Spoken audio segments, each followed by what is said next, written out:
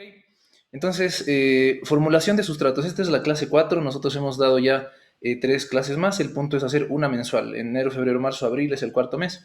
Y por esa razón, eh, pues esta es la clase número 4, la cual nos toca formulación de sustratos enfocado a la micotectura.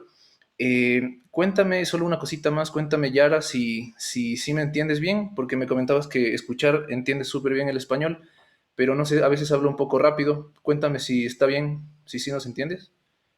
Entendo, Ya, mas se puder falar um pouquinho devagar, é melhor. ya, voy a intentar. Eh, Listo, entonces, vamos a ver primero, como les digo, esta sesión de micotectura, ¿no es cierto? En la cual hay varias formas de hacer de hacer micotectura, hay varias formas, hay algunas en las que uno puede ser más eficiente en el proceso, otras que uno va más directo al grano, tratando de evitar la contaminación. Vamos a ver una técnica con la que nosotros comenzamos a trabajar con un micelio que se llama G2, la segunda generación de un micelio. Vamos a entender de dónde sale el G2. Para los que ya hayan cultivado hongos, pues esto va a estar un poquito más claro, pero vale la pena ponerlo en contexto para el resto.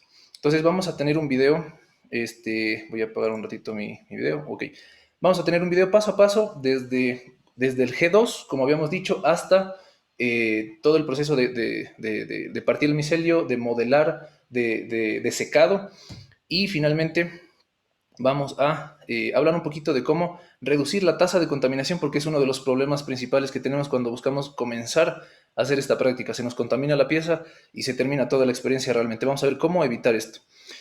Cuando vayamos a formulación de sustratos, vamos a ver primero la formulación tradicional, cómo se formula tradicionalmente el sustrato para el cultivo de hongos, cuando uno busca fructificarlos, cuando uno busca generar hongos comestibles, hongos gourmet, hongos medicinales, y luego vamos a ver el ejemplo de una formulación para la micotectura. Después vamos a ver también esta materia prima, el sustrato, cómo está involucrado, o sea, cómo se relaciona con las propiedades que puede tener el material y vamos a ver algunos ejemplos de unos trabajos, de unos artículos científicos que al final les vamos a pasar también para que los puedan revisar si les interesa. Entonces, vamos a comenzar con la sesión, ¿no? Entonces, sesión de micotectura con G2, con micelio G2. Y comenzamos viendo en la imagen el micelio G1, lo que se conoce como la semilla, en inglés le llaman spawn, es con lo que los cultivadores comenzamos un proceso de cultivo. Hay laboratorios especializados que generan esta semilla porque con 1 kilo de esta semilla uno puede multiplicar el micelio, ¿no? Entonces aquí estamos hablando de que tenemos una funda de 1 kilo de micelio que está cultivado sobre cebada, sobre distintos granos se puede cultivar el grano, el G1, la generación 1, se llama G1 porque es generación 1. Es un micelio súper joven, súper fuerte, que tiene la capacidad de seguir expandiéndose en más. Y como les digo, con uno podemos hacer 10 kilos de micelio más o hasta 50 kilos. Y bueno, se puede entender un poquito cómo funciona la expansión para ver hasta qué punto se puede llegar a expandir esta semilla de G1. Aquí yo les voy a ir poniendo distintos datos. Por ejemplo, puedes conseguir semillas de hongos con tu cultivador en tu país, con un cultivador secano en tu país, y la semilla debe estar dura y blanca, como se ve en esta fotografía, que se ve bastante fuerte. Esta es una de las primeras formas de ver la calidad de tu micelio. Ahora, esto de aquí no es tan importante que lo vayamos leyendo, realmente lo puse para que ustedes, cuando les vamos a mandar el PDF de la presentación, y puedan tener algo de información, no solo la foto, sino también un poquito de información, porque el punto es que bueno, se vaya un poquito entendiendo a lo largo de la clase. Comenzamos con G1, ¿no es cierto? Y lo vamos a expandir. Entonces, esto les comento para que lo puedan conocer, que sepan de dónde viene G2. Esto es una semilla G1, lo que estoy moviendo en este momento, y lo que va a pasar es que yo la rompo, por eso normalmente se hace en grano, y después la voy a pasar a un sustrato, a una funda de sustrato que, eh, que ya está previamente esterilizada. Y no sé si se me entrecortó a mí un poquito, no sé si se les cortó a ustedes también. Voy a No, pasarla. no, sí, se te Sale escuchó. bien. Bueno, el punto es que rompemos esa semilla nuevamente. Las funditas de sustrato que tengo a mi lado derecho de la imagen están ya esterilizadas, están pasteurizadas, y yo voy a pesar estas funditas y voy a ponerle tan solo una fracción de mi hongo, de mi semilla, para que esa fracción de grano yo la voy a pasar por toda la funda para que pueda crecer y pueda colonizar. Entonces, aquí lo que les estoy comentando es que, por ejemplo, el factor de expansión a utilizar, es decir, cuánto nosotros le ponemos en esa fundita, depende del nivel de esterilidad que tenga tu espacio de trabajo. Por ejemplo, aquí yo estaba trabajando frente a una flow hood, que es básicamente esta cámara estéril, que, o sea, que nos bota aire estéril, y por esa razón estoy haciéndolo al 4%, es decir, yo pongo solo 4% de lo que hay en esa funda de micelio G1 para poder hacer una expansión y que me rinda, ¿no es cierto?, esa bolsita de G1 para yo poder hacer más fundas del material. Aquí pongo una recomendación también, si trabajas en casa sin mecheros, sin cámara de flujo, sin flow hood, puedes hacer una expansión del 10 al 15%. Es la recomendación que nosotros te damos, pero si tienes una infraestructura, digamos un espacio donde puedas decir que tienes un aire limpio, un aire estéril, tienes un mechero quizá por ahí, podrías trabajar hasta el 4% o hasta más. Eso ya, o sea, se puede ir hasta extremos también.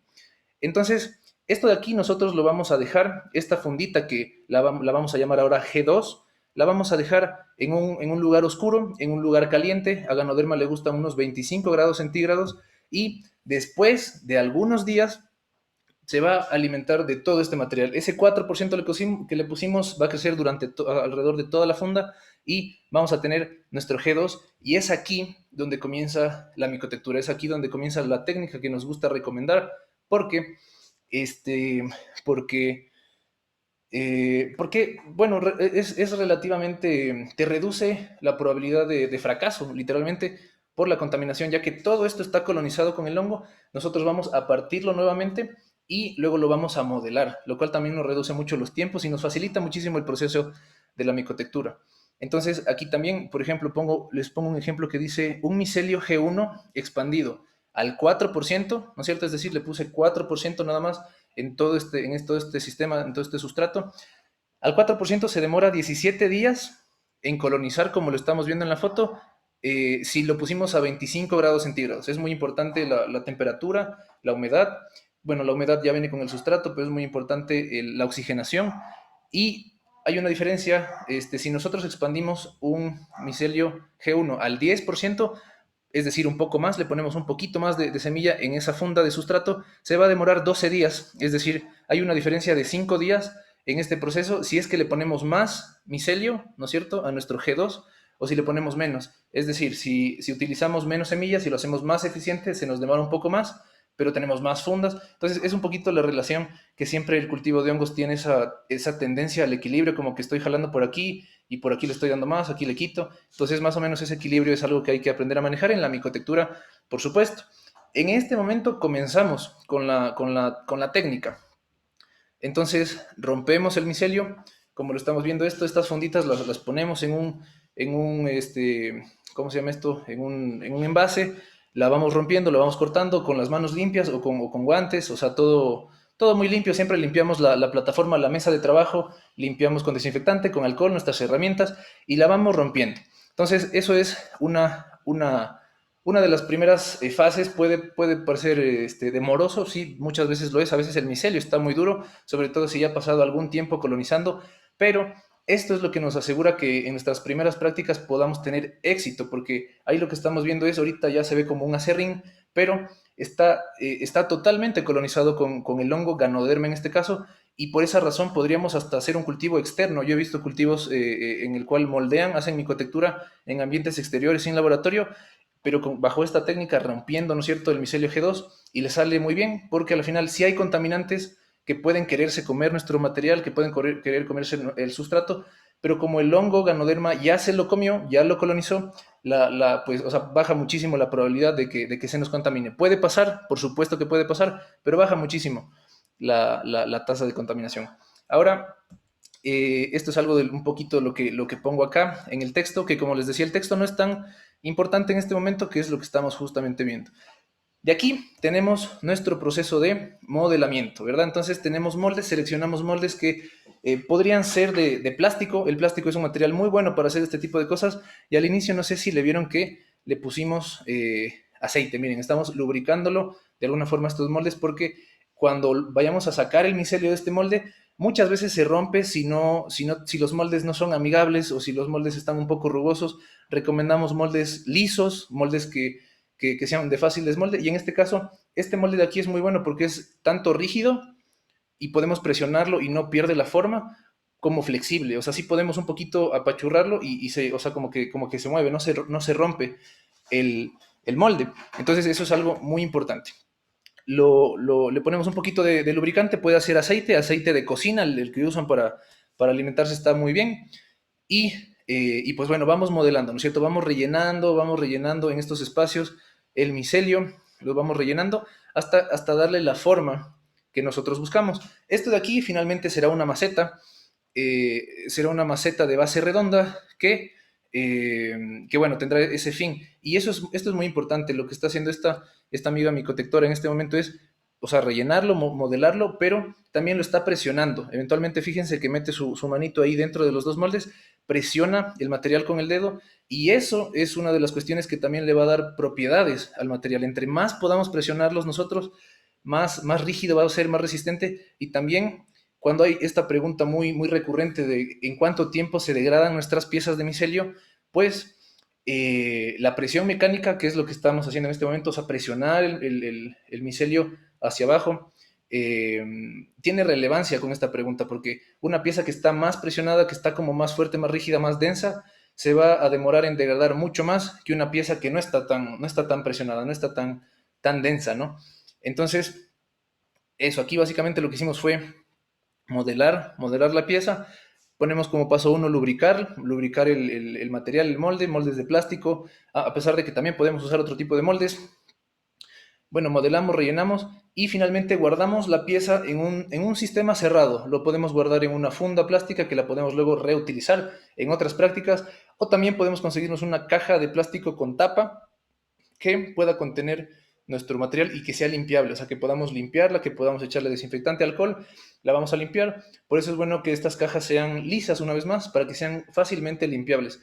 Materiales rugosos o que tengan así como hendiduras por aquí y por acá, pueden ser difíciles de limpiar y ahí se pueden esconder eventualmente bacterias o esporas que luego nos van a generar contaminaciones en las piezas. Entonces, la limpieza es muy importante en todo el proceso de almacenamiento de las piezas y de todo. Entonces, entonces aquí puse día uno, ¿no es cierto? Modelamos en nuestro primer día y 5 días después tenemos nuestras piezas ya listas, ya colonizadas, ¿no? Aquí obviamente estoy abriendo otro modelo que son, bueno, igual, bases de, ¿cómo es? Macetas de base redonda.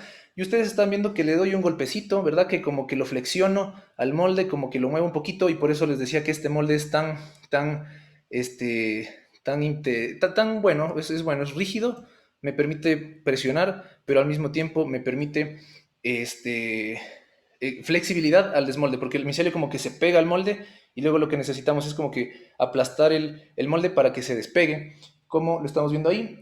Hago un poquito de presión también, a veces golpeo un poquito el molde, que eso le ayuda, como esas vibraciones que genera le ayudan a que salga. Y finalmente lo libero, como lo estamos viendo en este momento. Y como se ve, el micelio todavía no tiene un acabado espectacular, ¿no es cierto? ¿No es cierto? Tiene, o sea, se ve todavía como acerrín, se ve un poquito, ya está aglutinado, ya está fuerte. Aquí en las recomendaciones yo les pongo que separar el micelio con suavidad, con golpe o flexión, pero con suavidad, porque de alguna forma la pieza está fresca, está delicada, y si no la manipulamos con cuidado se puede romper, y si se rompe, pues se rompe. O sea, sí hay una cosa que se llama soldadura micelar, en la cual podemos juntar los micelios y se van a juntar, pero nos lleva más tiempo y la pieza pues no se ve tan homogénea, pero el punto es que no debemos dejar que se nos rompa la pieza. En ese momento lo que vamos a hacer es un proceso que nos gusta llamar out-in. Vamos a repetir este paso, ¿no? Vamos a repetir este paso que es básicamente sacar el molde, perdón, sacar el material del molde y ponerlo en una cámara húmeda, ¿no es cierto? Ahí vamos a taparlo y vamos a esperar varios días. Esto que vamos a ver a continuación es 2 días después de lo que esta pieza está creciendo. Entonces, si no tiene contacto con nada, si la cámara está generándole humedad, si está respirando, si está en buena temperatura, 25 grados, la pieza en 1 o 2 días va a estar de esa forma. Y ustedes la vieron cómo estaba medio cafecita, se veía todavía el acerrín, pero dale un día, 2 días y esa pieza va a a generar este acabado blanco espectacular. Entonces, out-in, así le decimos al proceso porque es como que out, o sea, sacamos a la pieza del molde, in, lo volvemos a meter, ¿no es cierto? Sacamos la pieza del molde y desnuda, digamos, desnuda de molde, la ponemos nuevamente en nuestro sistema, en nuestra cámara húmeda. Entonces, bueno, vamos a sacar la pieza aglutinada, como lo vimos. Después de 1 a 3 días vamos a ver que el micelio esté al 100% colonizado y algo que menciono aquí es que el out-in es un espacio para definir el acabado de la pieza.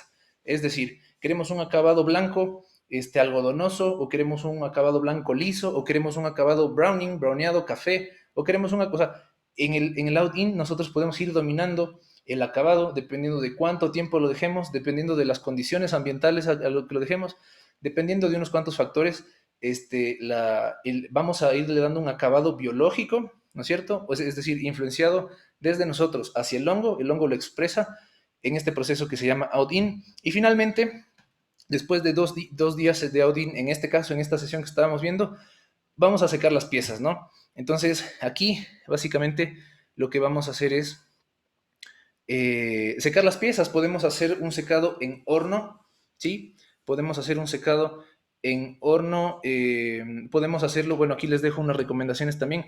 Podemos hacer un secado a 100 grados, de 100 a 150 grados centígrados. Sí nos podemos ir más allá, es decir, llegar a los 200, quizás hasta superar ese nivel, pero recomendamos un secado lento, digamos, que era justo lo que me parece que preguntaba Pedro. Un secado lento genera que la pieza no sea tan frágil, podemos decirlo de alguna forma. Dependiendo del acabado, algunas piezas tienen un acabado que cuando uno los toca se va resquebrajando, o sea, se van saliendo los acerrines o el sustrato que le habíamos dado, y eso es algo indeseable, podemos decirlo, porque esa pieza pues va a ensuciar, ¿no es cierto? O sea, la ponemos en la mesa y nos va a dejar, luego la movemos y nos va a dejar acerrines por todas partes, y es algo que se cura o se genera, digamos, en el out-in, es decir, que el micelio sí recubra toda esa parte y la proteja para que no se resquebraje, pero también en el secado nosotros podemos darle esa especie de, o sea, que la pieza no sea que no quede tan frágil. Entonces, recomendamos de 100 a 150 grados centígrados. En piezas pequeñas, 3 horas puede ser suficiente. Hay varios estándares, hay cómo hacer separado, es decir, como que un momento, 1 hora con esta temperatura, otra hora con esta temperatura, o en intervalos. Estos son con piezas pequeñas, porque obviamente el tiempo del secado va a depender sobre todo del volumen de la pieza, del volumen y del peso que tenga la pieza. Es decir, si tenemos un material pequeño, como los que estamos viendo aquí en este momento, que tienen como una altura de 10 centímetros, pues probablemente podamos hacerlo en 2 horas, 3 horas y que ya estén secos. Pero si estamos hablando de una pieza grande, quizá una pieza pues no sé, de 15 centímetros por 15 y por 15, es un bloquecito. Eso es algo que toma mucho más tiempo, y se recomienda una vez más que sea un proceso de secado de alguna forma lento. En el secado también las piezas, si son alargadas, por ejemplo, si hay ¿cómo se llama? Si hay eh, planos como lienzos o como tablas, se pueden ir pandeando, por lo cual es importante hacer un secado lo más lento que se pueda, ¿no? También hay como hacerlo de forma al ambiente. Entonces aquí pongo, al ambiente podemos dejarlas por 2 a 5 días. Entonces, y uno de los datos más importantes en el proceso de secado es que para que esta pieza esté lista, el peso del micelio tiene que reducirse desde 70 a 75% de su peso original en fresco. Es decir, que si la piecita que tenemos ahí, digamos que esta especie de vaso, esta maceta pequeña, tenía un peso de 100 gramos cuando yo estaba modelando, ¿no es cierto? Cuando yo estaba modelando en mis moldes, tenía un peso de 100 gramos. Entonces, podemos decir que cuando tenga 30 gramos o 25 gramos, está lista. Es decir, que pierda el 70 a 75% del peso, comparándolo con el día en que la modelé, ¿no es cierto? Porque también entre el proceso de colonización, entre el proceso de out-in, puede ir perdiendo peso, y eso también está dentro del conteo. Tiene que perder de 70 a 75% peso. Esto también depende del sustrato, por supuesto, también depende del hongo, de la cepa, pero es una buena referencia como para poder comenzar y secar nuestras piezas y que no se nos quemen, porque la pieza se puede quemar si la dejas mucho y ya se va toda la humedad, pues se va a secar demasiado y se va a quemar. Eso es algo que sí puede pasar. Entonces, en este momento tenemos nosotros en el cultivo tradicional de hongos, bueno, esta es una fotito de un sustrato que estábamos haciendo de verde, que es lo que vamos a ver en este momento. Entonces, voy a apagar un ratito esto, ya. Entonces, ay, se salió, ya, ok. Entonces, comenzamos la parte de formulación de sustratos y una de las cosas importantes es que es que nosotros podamos ver esto. Primero, la formulación tradicional. Antes de irnos un poquito a la micotectura, la formulación tradicional nos dice que debemos buscar, o sea, seleccionar los materiales basado en la teoría de qué es lo que, de lo que requieren nuestros hongos, mezclar estos materiales, enfundar y pasteurizar. Eso es más o menos el proceso de la formulación. Entonces, en la selección de materiales nosotros vamos a tener distintos tipos de requisitos nutricionales para nuestros hongos y tenemos una fórmula base que nos gusta compartir que es relativamente sencilla, ¿no? Entonces aquí tenemos esta formulación que en esta fórmula no hay agua para primero poder ver más o menos cómo son los porcentajes de cada cuestión. Entonces tenemos acerrín de pihue. Pihue es un árbol de aquí que cultivan en la Amazonía ecuatoriana y nos gusta mucho porque, o sea, tenemos un proveedor fijo, nos trae el mismo acerrín siempre y eso es muy importante si ustedes van a cultivar y si van a hacer o experimentos o si van a hacer también, o sea, ya una producción, es importante que la materia prima que ustedes pidan o que encuentren sea siempre la misma o dentro de las posibilidades, porque si una semana les dan un material y otra semana les dan otro material distinto, cambia el estándar, ¿no es cierto? Cambia la formulación y no queremos eso. Entonces, nos gusta mucho este acerrín porque nos ha ido muy bien, al hongo le encanta y sobre todo también nuestro proveedor de este material es constante y nunca nos ha fallado. La partícula es pequeña, o sea, la partícula no son virutas grandes, tampoco es un polvo, no es un acerrín, sino es como una partícula pequeña. Yo diría que el chip tiene como unos 2 milímetros, 3 milímetros. Entonces, es bastante amigable para la micotectura, porque si tenemos chips o virutas muy grandes, pues nosotros no vamos a poder modelar fácilmente, por ejemplo, entre otras condiciones, a pesar de que este sustrato puede ser importante en otras aplicaciones. Entonces tenemos el primer punto, ¿no es cierto? Que es el acerrín, vamos a ver por aquí, el acerrín de pihue. Entonces, este acerrín puede ser de otras maderas, no necesariamente tiene que ser de pihue.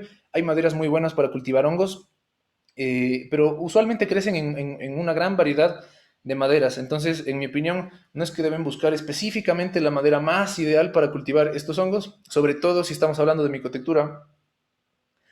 Sobre todo si estamos hablando de micotectura, porque el roble, por ejemplo, es una madera que se recomienda mucho para cultivar hongos como Ganoderma o hongos como Pleurotus, porque le permiten tener un fruto, una eficiencia biológica súper fuerte. O sea, que nuestro micelio, nuestra pila de micelio, libere una mayor cosecha.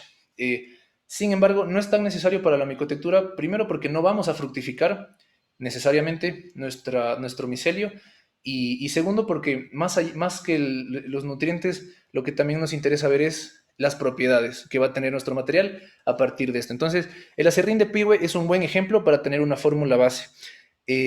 Luego tenemos afrecho, que afrecho es afrecho de trigo, es un material que es como la cascarita de lo que queda del grano del trigo, y eso es una fuente muy, muy importante de nitrógeno. Entonces, hay dos cosas importantes que tenemos que nosotros tener en cuenta al momento de formular un sustrato. O sea, un sustrato para hongos. Es una fuente de carbono y una fuente de nitrógeno. Nuestra fuente de carbono sería en este caso el acerrín, porque tiene celulosa, tiene lignina, está cargado de carbono, y el afrecho, pues, tiene aminoácidos, está cargado de nitrógeno, ¿no? Ya vamos a ver la proporción, aquí nos está diciendo que nosotros usamos un 79% de la fuente de carbono, nuestro acerrín, y un 17% del afrecho. En la teoría nos dicen que 80-20, ¿no? O sea, 80% de carbono, 20% de nitrógeno es un sustrato equilibrado. Una vez más, esta es una fórmula base y de aquí en adelante, o sea, podemos armar una serie de sustratos que vamos a ver un ejemplo. Entonces, el yeso también, aquí le ponemos 2.37%, nos dice en el material seco, ¿no? Esto vale la pena recalcar que es sin agua. Nuestro sustrato necesita agua, porque el hongo es como 80 o un poco más por ciento de agua. Las hifas que tiene nuestro hongo están repletas de agua que están ahí, pues, conectándose, fluyendo. Y lo importante aquí es que tiene que tener agua, pero esta fórmula sin agua nos permite ver un poquito mejor cómo está compuesto este sustrato, pues sin el agua, ¿no? Porque el agua va a ser casi que la mayoría cuando ya lo veamos con agua. Entonces, el yeso es básicamente un material que nos permite, según la bibliografía, según la literatura, apoyar a que nuestro sustrato, una vez que le pongamos agua, no se quede tan pastoso, no se pegue, no se aglutine, porque nuestro micelio es muy cercano a un animal. Los hongos respiran oxígeno como nosotros los animales y por eso necesita espacios de oxigenación. Y si tenemos un sustrato como lodoso, déjenme, me prendo porque estoy ya. Si tenemos un sustrato como lodoso, es decir, que esté pegado, el micelio simplemente no va a poder pasar y no va a poder oxigenarse y por esa razón no va a poder crecer. Entonces, estamos viendo una parte a partir o sea, a partir de la serrín de pigüe y a partir del afrecho, estamos viendo una parte química, digamos, nutricional. Necesita carbono y necesita nitrógeno. En el yeso estamos viendo que también necesita estructura, necesita de ser esponjosito, digamos, que tenga espacios para poder respirar. Por eso la paja, por ejemplo, las pajas de distintos o sea, plantas, son muy buenas. O sea, uno las chipea y ellas ya como tal son esponjositas, tienen una buena oxigenación interna. Y melaza, finalmente le ponemos melaza porque la melaza más adelante vamos a ver que nos ayuda a que el micelio pueda agarrar fuerza desde el inicio, porque realmente el micelio es una máquina de liberar enzimas. Básicamente va a coger ese material, va a crecer por encima de este sustrato que le estamos generando y va a liberar una serie de enzimas que, por ejemplo, para degradar el material que tiene el acerrín, que como les digo, lignina, celulosa, son moléculas súper grandes, súper fuertes, el hongo sí las puede degradar, pero no desde el inicio. Se tiene como que preparar el hongo para poder degradar esto, pero no se tiene que preparar tanto para degradar moléculas más sencillas como la melaza, como azúcares simples, disacáridos. Entonces por eso le ponemos melaza para que el micelio comience a crecer un poquito hasta que ya esté listo para degradar el siguiente material, ¿no es cierto? Que sería la celulosa, la lignina. Y aquí podemos ver ya nuestra fórmula con agua. Aquí tenemos que con agua es, bueno, en este sustrato, porque depende la disponibilidad de agua de la fórmula, depende mucho de qué madera, por ejemplo, de qué madera estemos usando. Esto va a cambiar mucho si estamos trabajando con paja, por ejemplo, pero en este caso nos ha funcionado muy bien trabajar con el 48.6% de agua. Es decir, más o menos, o sea, casi, casi que llega al 50%. Por esa razón, se nos hace un poquito sencillo pensar en cuando estamos formulando un sustrato, decir, tenemos el peso seco. Digamos que tenemos 1 kilo de cosas secas, ¿no es cierto? Aquí el acerrín, el afrecho, el yeso, la melaza. En esta fórmula que les comento, bueno, el peso total son 12 kilos, o sea, en peso seco, pero imaginémonos que es 1 kilo. Formulamos, según estos porcentajes, 1 kilo de material seco y podríamos decir que más o menos este sustrato necesita el mismo peso en agua. ¿Sí? Entonces, si tenemos 1 kilo de material seco ahí formulado, ahí mezclado, deberíamos más o menos ponerle 1 kilo de agua, bueno, un litro de agua, ¿no? Que la densidad del agua es 1. Entonces, podemos ponerle 1 litro y más o menos podemos decir que va a estar equilibrado el sustrato. En este caso le ponemos 48.6% y el agua es muy importante porque en el proceso de la micotectura nosotros no regamos nuestras piezas, es decir, el hongo, el micelio sí necesita humedad, pero la humedad que requiere ya está dada en esta fórmula base y por eso es tan importante que nosotros formulemos muy bien a nivel de agua. Si le ponemos muy poca agua a nuestro material, el hongo no va a terminar de crecer, se va a esforzar demasiado porque necesita más agua, pero si le ponemos demasiada agua, en cambio, podemos tener problemas igual, de que no haya un flujo, una oxigenación correcta, de que hayan bacterias y si hay empozamiento de agua. Entonces hay que tener un equilibrio entre este material. Y les vamos a mandar un videito en los anexos, en los complementos, les vamos a mandar un video de cómo se hace esta fórmula. O sea, nosotros ponemos esto, aquello, ponemos el agua y hay una técnica importante que es la técnica del puño. Cuando agarramos nuestro sustrato, nosotros hacemos puño y si ese sustrato comienza a gotear bastante, es demasiada agua. En ese caso podemos equilibrarlo un poquito más con un poco más de carbono, un poquito más de nitrógeno, ¿verdad? Para que se vuelva un poco a equilibrar el agua en ese sentido y lo agarramos otra vez. Y el punto es que cuando hagamos puño no caigan gotas, sino que la mano quede más o menos húmeda, pero que no caigan gotas, ¿no? Entonces ahí podemos hablar de un sustrato más o menos bien, que lo vamos a ver en el video que les vamos a dejar. El orden de la mezcla es importante también. A nosotros nos gusta mezclar primero el acerrín, que es nuestra fuente de carbono, ¿verdad? Entonces, si estamos hablando de una tina, echamos nuestro acerrín a la tina, echamos bueno, lo que hayamos calculado, ¿no es cierto? Aquí lo que podemos hacer es usar estos porcentajes como una base y podemos decir, ok, queremos hacer 20 kilos de material, ¿no? 20 kilos de micelio, perdón, 20 kilos de sustrato. Entonces, podemos poner aquí el número 20 y nos va a dar los valores de cada uno. Entonces, digamos que tenemos nuestro kilo de acerrín. El siguiente que le ponemos es el afrecho de trigo. El siguiente que le ponemos es el yeso. El yeso también le da una fuente de calcio y azufre al micelio, que son minerales que le sirven también para su metabolismo. Aquí yo pongo mezclar en seco, ¿no? Entonces tenemos estos materiales secos, el acerrín, el afrecho, el trigo, y los vamos mezclando, mezclando en seco, y finalmente añadimos el agua, ¿no? Y nosotros mezclamos el agua con la melaza, que es súper viscosa, entonces la mezclamos, lo que sea que nos diga la fórmula, le ponemos ahí en el agua, la vamos mezclando y a eso le echamos a nuestro material seco.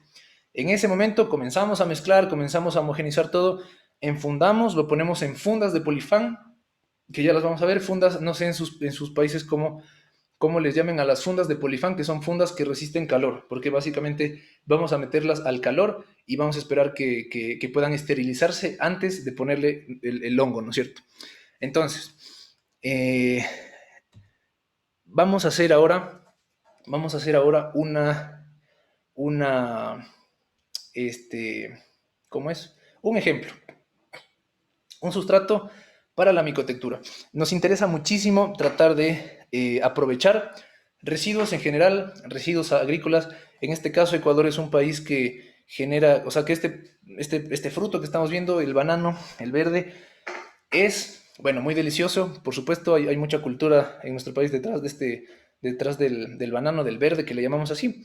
Y tenemos la cáscara, ¿no es cierto? Nosotros tuvimos esta cáscara, con este material pues hicimos unos bolones con queso, riquísimos, pero el desecho, el residuo que se pueden imaginar, esto no lo vean como banano, véanlo como naranjas, véanlo como frutas, véanlo como, no sé, algún residuo agroindustrial que estén, o sea, que haya en su país, que lo puedan conseguir fácilmente, una vez más, pensando en que les puedan proveer de este material siempre y que sea de la misma calidad, y con calidad me refiero que esté seco o que esté húmedo o que esté como sea que esté, pero siempre que esté igual, siempre que te lo puedan dar igual. En este caso, nosotros hicimos todo el proceso y hasta los balones también los hicimos nosotros. Ya, entonces tenemos la cáscara, ¿verdad? La cáscara está húmeda. ¿Podríamos formular un sustrato en un material húmedo? Sí, pero a nosotros nos gusta mucho dominar la humedad. Entonces, no recomendamos que podamos iniciar o sea, el proceso de formulación con una cáscara fresca. Esta cáscara está fresquita, tiene humedad, o sea, está húmeda, ¿no? Entonces, eso no nos permitiría a nosotros controlar el porcentaje de agua que le estemos poniendo. Y necesitamos decirle, o sea, toma, vas a tener 30% de agua, vas a tener 50% de agua. Entonces, lo que hacemos primero es secarlo. En este caso, lo secamos al sol. Y como lo ven, lo hicimos chips, lo cortamos y voy a tomarme un poquito de agüita, haciéndole propaganda igual a Ganoderma, que es muy buena. Ok, agüita de Ganoderma. Entonces lo secamos. Sirve mucho pues que vayamos fragmentando el sustrato, ¿no es cierto? Este tema se va a secar mucho más rápido si está cortado en pequeñas piezas y bueno, lo secamos. Va a quedar negrito de esta forma. Pesamos, muy importante, o sea, lo vamos a pesar porque después lo que vamos a hacer a continuación es, lo vamos a licuar. Bueno, depende. A nosotros nos gusta, quizá en toda esta experiencia ustedes mismos puedan ver si quieren irse por otra dirección en su proceso de generación de sustratos, se puede hacer, es decir, sí, se puede ir por otra dirección, porque a nosotros nos gusta licuar, por ejemplo. Una vez que está seco, lo licuamos y lo volvemos a pesar, y de ahí comenzamos la formulación porque nos parece que es más estable, ¿no? Pero también si el sustrato que ustedes buscan o el material, el micromaterial que ustedes buscan generar, tiene quizá irregularidades, ¿no es cierto? Podrían trabajar con un material casi completo como esto. Es decir, el hongo igual se lo va a comer, es una fuente rica de algunos nutrientes que le gusta al micelio. Entonces, tanto si está así de esta forma como si está en polvo, es un gran nutriente para el micelio, pero lo importante ahí es ver justamente la partícula, ¿no? Cómo es la estructura. Aquí podría ser quizá un polvo muy, muy fuerte, o sea, un polvo muy, muy fino. Y si lo ponemos con agua, se va a hacer masoso y vamos a tener el problema que les decíamos de que no fluye el micelio, no se oxigena. Entonces, en ese sentido, depende, ¿no? Pero justo por eso lo vamos a equilibrar. Nos gusta licuarlo, ¿no es cierto? Y lo vamos a hacer de esta manera. Y finalmente vamos a hacer la mezcla que habíamos dicho previamente. Vamos a equilibrarlo un poco con acerrín. El objetivo, por supuesto, es que el material con el que estemos formulando nuestros sustratos para los micromateriales sea el sustrato principal, ¿no es cierto? Pero también lo podemos equilibrar con otros sustratos ya más conocidos, en este caso el acerrín de pibe, que es un sustrato que ya lo conocemos, cómo funciona, cómo crece el hongo, y en estas pruebas experimentales nos gusta mucho ir paso a paso, ¿no? Es decir, ir más o menos con lo que nosotros sabemos que al hongo le va a gustar. Y ahí hacemos varias pruebas. Nosotros hacemos pruebas, varios tratamientos. Tenemos también una práctica que le llamamos alquimia. Así, bueno, así le llamamos, ¿no? Ay, se fue Isabel, déjeme la admito.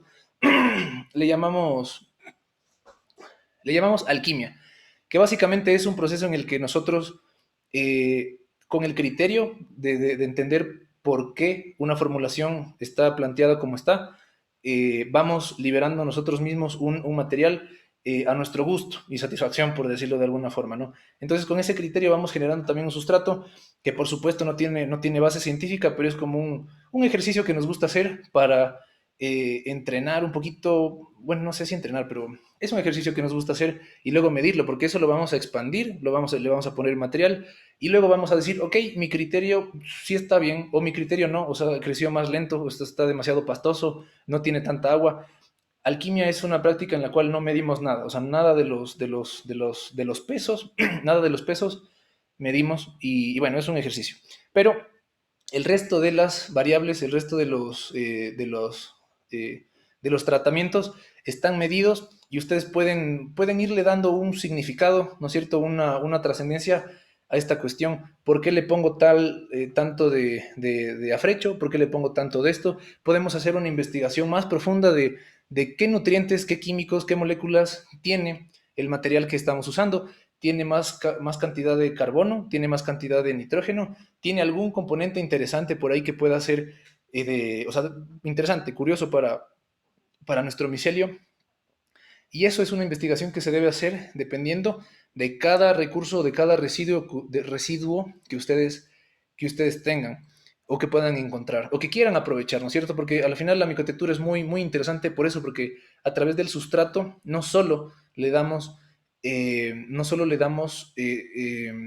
no solo lo buscamos para las propiedades, pero sino también generamos que esa producción de verde o de manzanas o de naranjas sea de alguna forma más circular, porque esos residuos van a parar quizá al río, quizá los queman, quizá no lo saben utilizar, y para nosotros es la materia prima. Entonces es muy valioso que podamos tener eso en consideración, más allá de los nutrientes, ¿no es cierto?, que tenga nuestro sustrato. Entonces aquí básicamente lo hemos formulado y en la parte de acá está homogéneo, de alguna forma todo ya mezclado. Añadimos el agua, ¿no es cierto? Si gustamos, podemos entender el concepto de la melaza que le va a apoyar al micelio a crecer desde un inicio y le podemos meter melaza. Eh, la melaza básicamente es azúcar, o sea, es un tipo de azúcar de residuo, ¿no es cierto? Me parece. Eh, hay varias fuentes de azúcar que podemos utilizar, pero la melaza nos ha ido muy bien. Entonces, enfundamos, ¿no es cierto? Enfundamos, colocamos nuestros experimentos, nuestras variables, nuestro sustrato en fundas de polifán, que son, bueno, una vez más, fundas plásticas que aguantan calor, que nos van a aguantar una pasteurización, que ya la vamos a ver. Y finalmente, pues bueno, anotamos nuestros tratamientos y estamos haciendo un proceso experimental de estandarización de nuestro sustrato de micotectura. Ahora, eh, ¿con qué residuo se puede formular para el micelio? Es decir, esa pregunta es algo que realmente no, o sea, es como emocionante porque los límites para el micelio no son cortos. Nosotros podemos formular, bueno, hay cultivos que han estado estandarizados o sea, con arroz, con acerrines de todo tipo, con pajas, bueno, con granos las semillas, con bagazos de café, con bagazos de cerveza, con bagazos de caña, con bagazos o sea, un montón de residuos. Entonces es como que ese residuo, una vez más, que no ha sido aprovechado por otras producciones, es nuestra materia prima y podemos producir con una gran variedad de cosas. Bueno, nos gusta la idea de que los hongos naturalmente están allá afuera para degradar cosas vivas, usualmente materiales vegetales, ¿no es cierto? En el bosque los hongos degradan todo lo que es vegetal que ha muerto, ¿no es cierto? No que esté vivo, bueno, hay parásitos también, pero el punto es que los materiales vegetales en descomposición, entonces hay una gran cantidad de desechos que podemos utilizar, que podemos hacer circular, que podemos convertir en micomateriales. Entonces, quizá esta pregunta va hacia qué tipo de materiales de residuos pueden ustedes aprovechar ahí en sus localidades donde están. ¿Qué tipo de residuo podría ser su materia prima para comenzar una producción, para comenzar un concepto también? Porque detrás de la micotectura hay algo muy, muy interesante, que obviamente vamos a hacer obras, vamos a hacer piezas, que detrás tienen ese concepto de qué está hecho, o sea, de dónde salió. Hay industrias como la industria textil que por detrás tienen o sea, una realidad oscura, podemos decirlo, para la naturaleza, pero lo que está por detrás del micelio, de los micomateriales, es más bien lo contrario, la circularidad, aprovechar residuos, generar valor, reducir emisiones, es algo muy, muy, muy interesante. Entonces, después de que tenemos nuestras fundas, vamos a pasteurizar. Que, disculpen, cuando nosotros tenemos, cuando nosotros queremos hacer una prueba, unas pruebas pequeñas, podemos utilizar tranquilamente una olla tamalera, le llamamos acá, o una olla cangrejera, una olla normal de estas grandes que tiene una tapa y ya, que no son tan costosas, o sea, son ollas que no son tan interesantes como una autoclave. No necesitamos autoclave para hacer este proceso. Bueno, siempre y cuando nosotros inoculemos, como habíamos visto antes, con micelio de G1, ¿no es cierto? O sea, si ya tenemos un micelio previo, ahí sí podemos utilizar esta técnica de pasteurización, porque, bueno, en esta clase no vamos a ver lo que hay desde el G1 para atrás, es decir, toda esa parte técnica que hay para atrás, eso lo vimos ya en otra clase, pero el punto es que, o sea, mentalicémonos que vamos a comenzar desde semilla, que es algo que podemos, o sea, comprar, que es algo que podemos obtener en nuestros países. Y que tenemos una lista de contactos por si no conocen ningún cultivador de hongos en algunos países. Entonces, bueno, cuando son pruebas pequeñas, nos gusta hacer una pasteurización en este tipo de ollas pequeñas, bueno, relativamente pequeñas, y ya cuando hacemos una producción nos gusta usar este tipo de tanques que son relativamente económicos, son fácilmente adaptables y son muy buenos para hacer la pasteurización.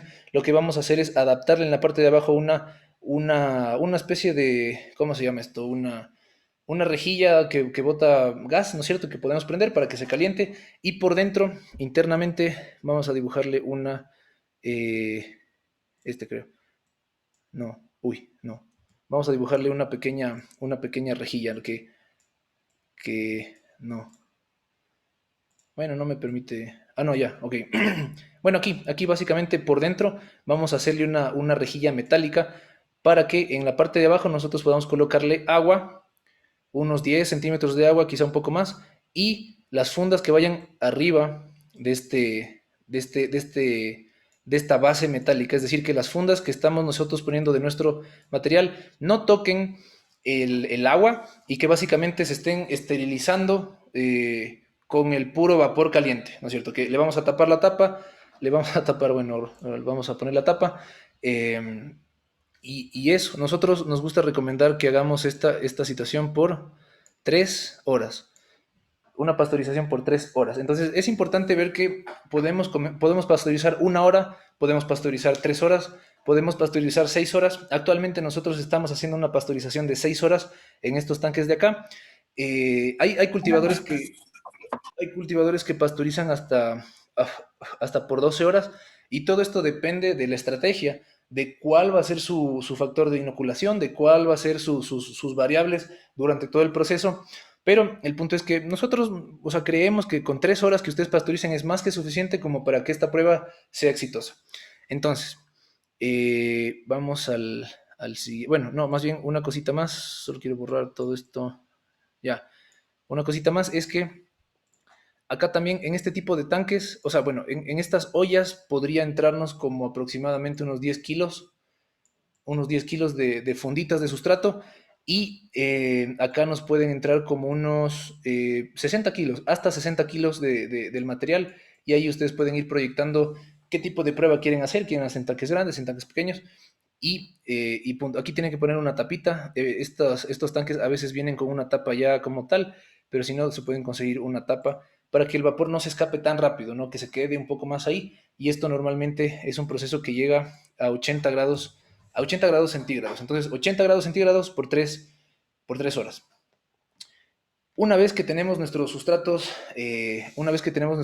listos, vamos a expandirlos, que realmente eso ya lo vimos, simplemente repetimos, ¿verdad? Repetimos lo que ya habíamos visto, tenemos nuestra semilla, le ponemos en nuestro nuevo sustrato y de esa manera vamos a poder generar esta prueba. Tenemos nuestro sustrato que lo hemos hecho con el residuo que hayamos visto conveniente nosotros y vamos a generar esta prueba expandiéndolo con una semilla que ya tengamos previamente nosotros entendida, o bueno, que ya la tengamos. Ahora vamos a ver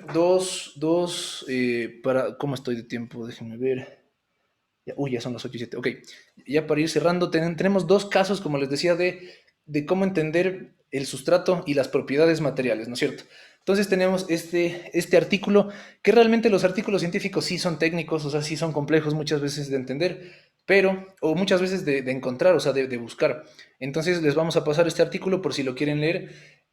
O sea, recomendable que si encuentran algo, o sea, si están buscando información y rápidamente quieren ver si es interesante para ustedes, se echan una leída del abstract. Normalmente los resultados suelen estar en las últimas tres líneas. Y si es interesante lo que están leyendo ahí, pueden ir al método, pueden ir a la discusión y pueden ir entendiendo un poquito más de qué está pasando, ¿no?, en esta investigación.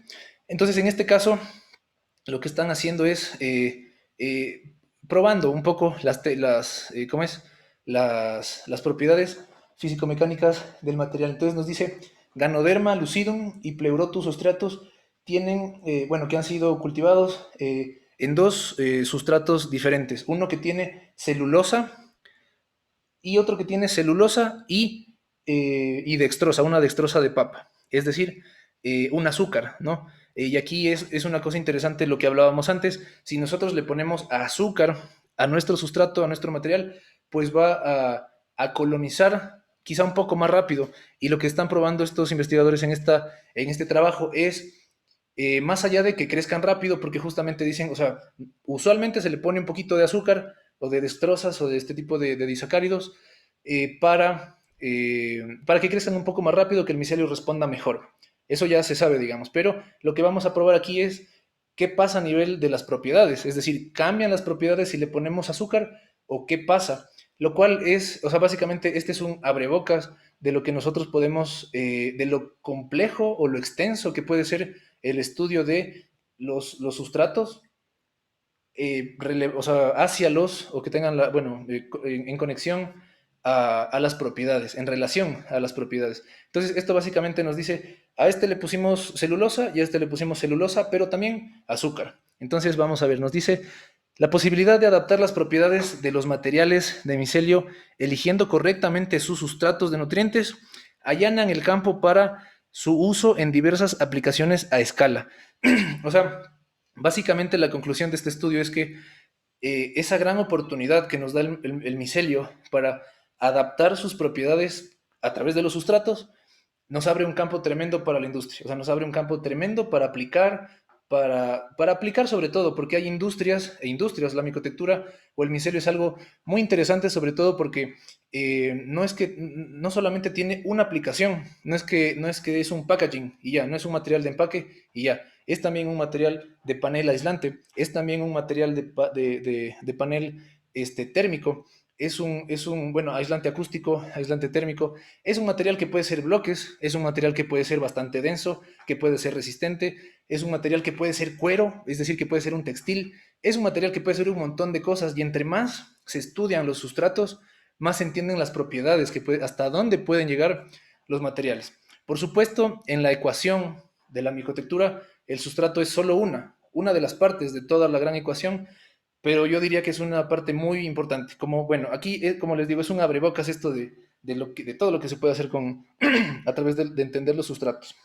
Entonces, esta nada más es una curva para entender lo que habíamos mencionado antes, que nos dice, de aquí para acá, incrementa, a ver, voy a poner esto, de aquí para acá, incrementa la complejidad del nutriente, lo que habíamos dicho, la celulosa es una molécula grandota, difícil de romper, el micelio eventualmente la digiere, lo puede hacer, pero le toma tiempo, ¿no? Es una molécula súper grande y aquí nos dice exactamente, de aquí para acá aumenta la complejidad. Entonces, las moléculas más sencillas, metano, bueno, alcoholes, moléculas conocidas, aminoácidos, monosacáridos, disacáridos. Entonces, aquí están en la mitad más o menos de complejidad molecular, o sea, de la estructura.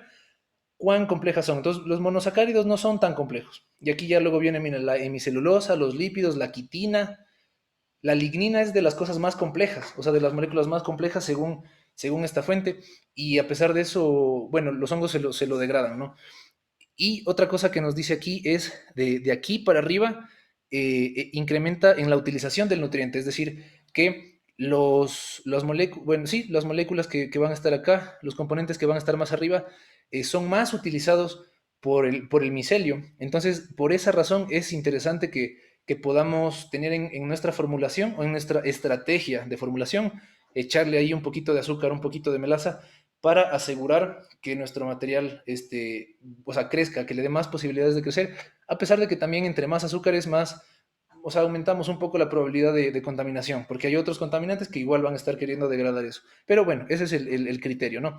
Ahora, eh, siguiendo este experimento, perdón, esta prueba que hicieron los investigadores, aquí nos dan un dato interesante, o sea, nos muestran el ganoderma que creció solo en celulosa, el ganoderma que creció en celulosa y dextrosa, es decir, este azúcar, y aquí también el ostra solo en celulosa y el ostra solo bueno, en celulosa y el azúcar. Y aquí básicamente se puede ver un poco a los 5 días, a los 10 días y a los 20 días con microscopio electrónico, sobre todo cuánto cambia el grosor de la IFA. Eso es lo que están probando estos investigadores y ven de alguna forma que el que tiene celulosa, a ver, estamos en ganoderma, entonces hay varios tipos de células, o sea, no queremos complicar mucho la situación, pero básicamente lo que nos está diciendo es que el que tiene celulosa, el que tiene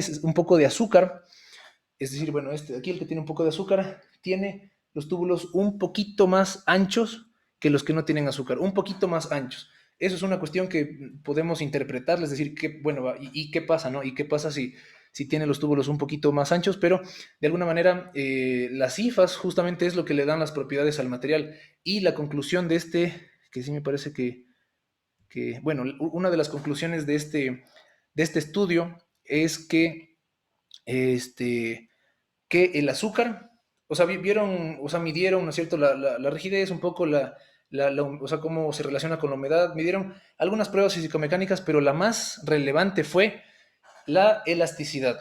La elasticidad era una curva muy relevante, es decir, el que tenía azúcar tenía un potencial de elasticidad más, o sea, mucho más alto, significativamente más alto que el que no tenía. Entonces, en este caso, a pesar de que se estudió varias propiedades físico-mecánicas, se vio que el azúcar, ¿no es cierto? Esta dextrosa de papa genera un micelio que tiene un potencial de elasticidad mayor. Entonces, no sé, pongámonos a pensar en qué aplicación podemos utilizarlo. Quizá puede ser para tableros, ¿no es cierto? Para tableros que puedan pasar por algún proceso de flexión o algo.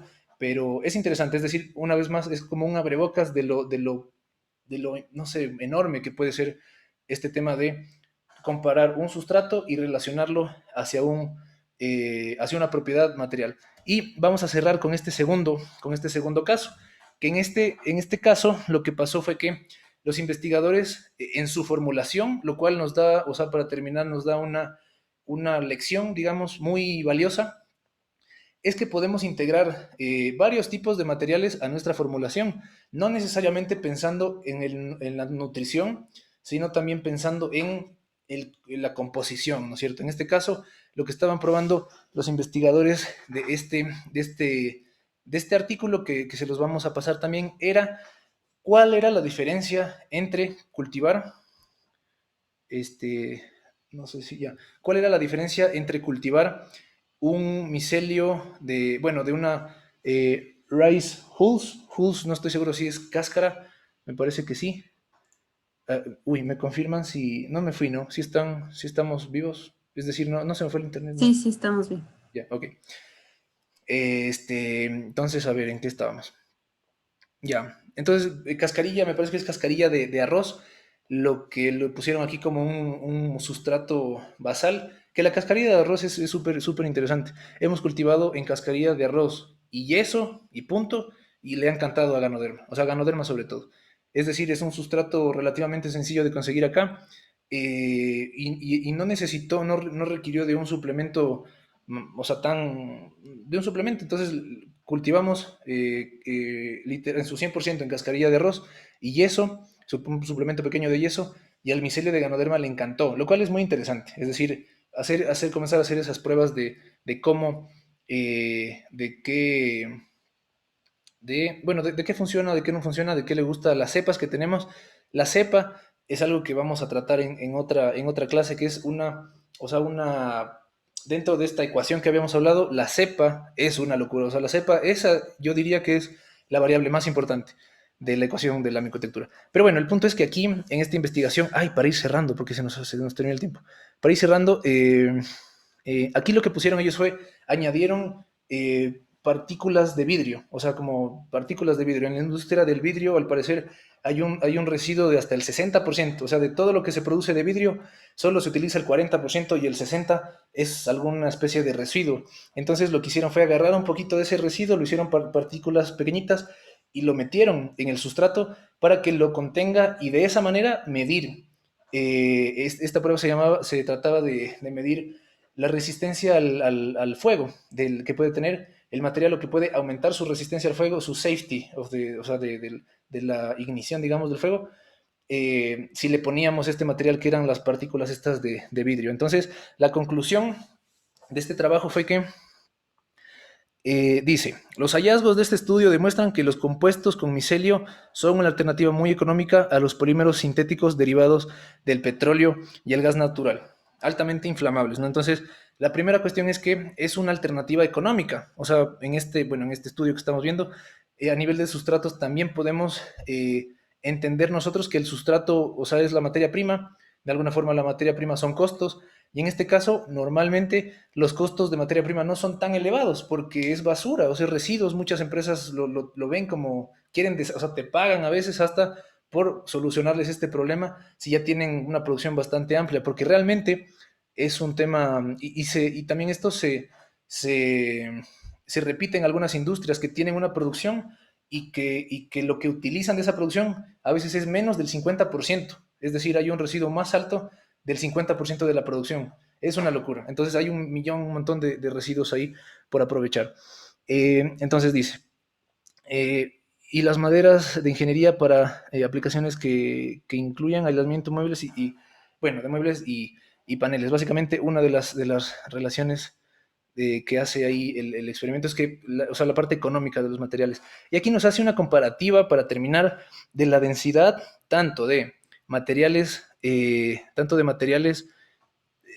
tradicionales, o sea, en el mercado que son hechos con petróleo, plástico, y aquí los micelios, o sea, ¿cómo es que se llama esto? Los materiales de micelio, los micromateriales, que están hechos con distintos, eh, bueno, de distintos orígenes y que tienen suplementado esta especie de partículas de vidrio, que por ejemplo, aquí en el TIG, este de aquí es el Time to Ignition, de 26 que tiene este aquí, le baja a 7, por ejemplo, en este de acá, y a 7 también en este que contiene de alguna forma estas fibras estos pedacitos de vidrio. Y también una conclusión del estudio era que baja las emisiones de CO2 cuando se quema y no genera tanto humo como generan estos otros materiales, lo cual es interesante a nivel de esto, ¿no?